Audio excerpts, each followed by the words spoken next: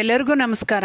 ಇವತ್ತಿನ ವಿಡಿಯೋದಲ್ಲಿ ನಾನು ಬ್ರೇಕ್ಫಾಸ್ಟ್ಗೆ ಎಲ್ಲ ತರಕಾರಿಗಳನ್ನ ಉಪಯೋಗಿಸ್ಕೊಂಡು ಬನ್ಸಿ ರವೆಯಿಂದ ಉಪ್ಮಾ ಮಾಡ್ತಾ ಇದ್ದೀನಿ. ಯಾರೆಲ್ಲ ಹೊಸದಾಗಿ ಅಡುಗೆ ಮಾಡೋದು ಕಲಿತಾ ಇದ್ದೀರೋ ಖಂಡಿತ ಈ ವಿಡಿಯೋ ಯೂಸ್ ಆಗುತ್ತೆ ಅಂದ್ಕೊಂಡಿದ್ದೀನಿ.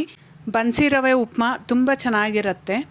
ಬನ್ನಿ ನಾನು ಯಾವ ರೀತಿ ಮಾಡಿದ್ದೀನಿ ಅಂತ ನೋಡೋಣ. ಇದಕ್ಕೆ ನಾನು ಮೊದಲಿಗೆ 2 ಕಪ್ಪಷ್ಟು ರವೆನ ಹುರಿದು ಇಟ್ಕೊಂಡಿದ್ದೀನಿ. ಅದಕ್ಕೆ ಎಣ್ಣೆ ಏನೋ ಹಾಕೋ ಅವಶ್ಯಕತೆ ಇಲ್ಲ, ಹಾಗೇ ಹುರಿದಿಟ್ಕೊಂಡ್ರೆ ಸಾಕು.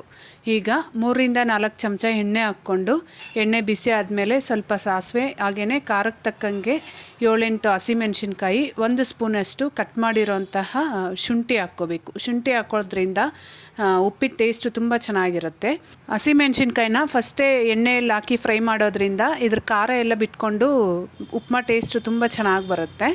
ಹಾಗೆಯೇ ಒಂದು ಸ್ವಲ್ಪ ಕರಿಬೇವಿನೆಲೆ, ಹಾಗೆ ಒಂದು ದೊಡ್ಡ ಈರುಳ್ಳಿನ ಈ ರೀತಿ ಉದ್ದಕ್ಕೆ ಕಟ್ ಮಾಡಿಕೊಂಡು ಹಾಕ್ಕೊತಾ ಇದ್ದೀನಿ. ಈರುಳ್ಳಿ ಜಾಸ್ತಿ ಹಾಕಿದ್ರೆ ಉಪ್ಮಾ ಟೇಸ್ಟು ಸಹ ಚೆನ್ನಾಗಿರುತ್ತೆ. ಈಗ ಈ ಈರುಳ್ಳಿ ಎಲ್ಲ ತುಂಬ ಫ್ರೈ ಮಾಡಬೇಕು ಅಂತೇನಿಲ್ಲ, ಸ್ವಲ್ಪ ಸಾಫ್ಟ್ ಆದರೆ ಸಾಕು. ಈಗ ನನ್ನ ಹತ್ರ ಇರೋ ತರಕಾರಿ ಎಲ್ಲ ಹಾಕ್ಕೊತಾ ಇದ್ದೀನಿ.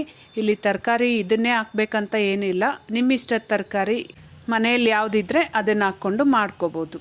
ನಾನಿಲ್ಲಿ ಸ್ವಲ್ಪ ಈರುಳ್ಳಿ ಹೂವು, ಸ್ವಲ್ಪ ಕ್ಯಾರೆಟ್, ಹಾಗೆಯೇ ಹೂಕೋಸು, ಹಾಗೆಯೇ ಒಂದು ಸ್ವಲ್ಪ ಸ್ವೀಟ್ ಕಾರ್ನ್ ಸಹ ಹಾಕ್ಕೊಂಡಿದ್ದೀನಿ. ಹಾಕ್ಕೊಂಡು ಈ ತರಕಾರಿನೆಲ್ಲ ಎಣ್ಣೆಯಲ್ಲೇ ಸ್ವಲ್ಪ ಚೆನ್ನಾಗಿ ಫ್ರೈ ಮಾಡ್ಕೋಬೇಕು. ಈ ತರಕಾರಿ ಎಲ್ಲ ಒಂದು ಸರಿ ಮಿಕ್ಸ್ ಮಾಡಿದ್ಮೇಲೆ ಮುಚ್ಚಳ ಮುಚ್ಚಿ ಒಂದು 5 ನಿಮಿಷ ಎಣ್ಣೆಯಲ್ಲೇ ಫ್ರೈ ಮಾಡೋದ್ರಿಂದ ಉಪ್ಮಾ ತಿನ್ನೋವಾಗ ತರಕಾರಿ ಸ್ವಲ್ಪ ಕ್ರಂಚಿಯಾಗಿರುತ್ತೆ, ಚೆನ್ನಾಗಿರುತ್ತೆ. ಈಗ ನೋಡಿ ತರಕಾರಿ ಎಲ್ಲ ಎಣ್ಣೆಯಲ್ಲಿ ಚೆನ್ನಾಗಿ ಫ್ರೈ ಆಗಿದೆ. ಈಗ ಇದಕ್ಕೆ ನಾನು 2 ಕಪ್ ರವೆ ತಗೊಂಡಿದ್ದೆ, ಅದಕ್ಕೆ 5 ಕಪ್ಪಷ್ಟು ನೀರನ್ನ ಹಾಕ್ಕೊತಾ ಇದ್ದೀನಿ. ಇಲ್ಲಿ 1 ಕಪ್ ಬನ್ಸಿ ರವೆಗೆ 2.5 ಕಪ್ ನೀರು ಹಾಕೋದ್ರಿಂದ ಉಪ್ಮಾ ಸ್ವಲ್ಪ ಸಾಫ್ಟಾಗೂ ಇರುತ್ತೆ, ಹಾಗೆ ಉದ್ರುದ್ರಾಗೂ ಸಹ ಇರುತ್ತೆ. ಈಗ ಕೊನೆಯಲ್ಲಿ ಒಂದು ಟೊಮೆಟೊನ ಕಟ್ ಮಾಡಿ ಹಾಕ್ಕೊತಾ ಇದ್ದೀನಿ. ಹಾಗೆ ರುಚಿಗೆ ಬೇಕಾಗಿರೋಷ್ಟು ಉಪ್ಪು ಸಹ ಹಾಕ್ಕೊಂಡು ಇದನ್ನು ಚೆನ್ನಾಗಿ ಒಂದು ಸರಿ ಮಿಕ್ಸ್ ಮಾಡಿ ಕುದಿಯೋದಕ್ಕೆ ಬಿಡಬೇಕು. ಟೊಮೆಟೊ ಮೊದಲೇ ಹಾಕ್ಬಿಟ್ರೆ ಉಪ್ಮಾ ಕಲರ್ ಚೇಂಜ್ ಆಗುತ್ತೆ ಅಂತಷ್ಟೇ ಲಾಸ್ಟಲ್ಲಿ ಹಾಕ್ತಾಯಿದ್ದೀನಿ. ನಿಮ್ಗೆ ಇಷ್ಟ ಇದ್ದರೆ ಎಣ್ಣೆಯಲ್ಲೇ ಹಾಕ್ಕೊಂಡು ಫ್ರೈ ಮಾಡ್ಕೋಬೋದು. ನೋಡಿ ಈಗ ಇದು ಚೆನ್ನಾಗಿ ಕುದೀತಾ ಇದೆ, ತರಕಾರಿ ಸಹ ಚೆನ್ನಾಗಿ ಬೆಂದಿದೆ. ಈಗ ನಾನಿಲ್ಲಿ ಹುರಿದಿರೋ ಅಂತಹ ಬನ್ಸಿ ರವೆನ 2 ಕಪ್ಪಷ್ಟು ಹಾಕ್ಕೊತಾ ಇದ್ದೀನಿ. ಬನ್ಸಿ ರವೆಯನ್ನು ಉಪಯೋಗಿಸ್ಕೊಂಡು ಯಾವಾಗಾದರೂ ಉಪ್ಮಾ ಮಾಡಿದ್ರೆ ತುಂಬ ಸಾಫ್ಟಾಗಿ ಎಲ್ಲ ಮಾಡಿದ್ರೆ ಉಪ್ಮಾ ಟೇಸ್ಟ್ ಅಷ್ಟೆಲ್ಲ ಚೆನ್ನಾಗಿರೋದಿಲ್ಲ.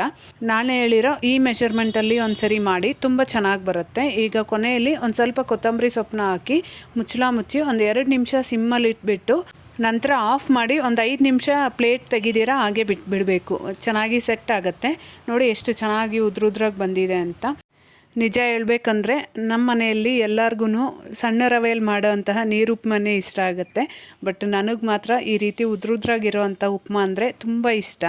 ನಿಮ್ಗೆ ಯಾವ ರೀತಿ ಉಪ್ಮಾ ಇಷ್ಟ ಆಗುತ್ತೆ ಅಂತ ಕಮೆಂಟ್ ಮಾಡಿ ತಿಳಿಸಿ. ವಿಡಿಯೋ ಇಷ್ಟ ಆಗಿದ್ದರೆ ಮಿಸ್ ಮಾಡದೆ ಒಂದು ಲೈಕ್ ಮಾಡಿ, ಹಾಗೆ ಚಾನೆಲ್ನ ಸಬ್ಸ್ಕ್ರೈಬ್ ಮಾಡಿ. Thank you.